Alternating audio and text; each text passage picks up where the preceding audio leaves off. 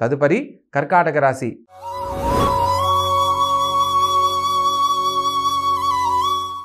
ఈ యొక్క కర్కాటక రాశి జాతకులకు వారం చివరిలో లగ్నాధిపతి అయిన చంద్రుడు స్వస్థానంలో మారడం విశేషమైన శుభ ఫలితాలు ఈ వారం చివరిలో పొందుతారు అనేది కర్కాటక రాశి వారికి తెలియజేయడం జరుగుతుంది. తృతీయ స్థానంలో కేతుగ్రహ సంచారం రీత్యా తోడబుట్టిన వారితో ఎటువంటి వాగ్వివాదాలకు వెళ్ళకూడదు.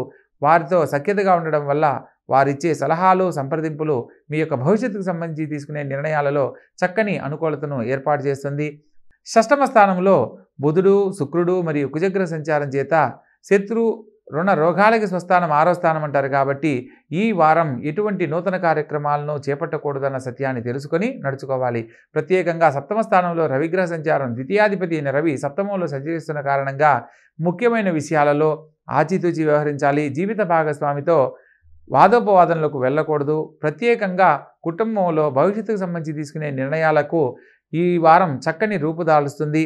ఆలోచనలు మాత్రమే ఈ వారం అనుకూలంగా ఉంటాయి అనేది తెలియజేయడం జరుగుతుంది.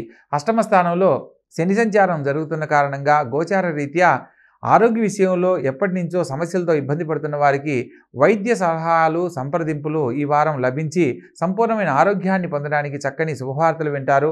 భాగ్యస్థానంలో రాహుగ్రహ సంచారం జరుగుతున్న కారణంగా ముఖ్యమైన విషయాలలో ప్రైవేట్ రంగాలలో ఉద్యోగాన్ని పొందాలనుకున్న వారికి ఉద్యోగ లాభం పొందడం జరుగుతుంది. అదేవిధంగా గురువు రాజ్యస్థానంలో భాగ్యాధిపతి అయిన గురువు రాజ్యస్థానంలో సంచరిస్తున్న కారణంగా ప్రభుత్వ సంబంధమైన ఉద్యోగం చేసిన వారికి ప్రమోషన్స్, ఇంక్రిమెంట్స్ పొందే అనుకూలత లభిస్తుంది.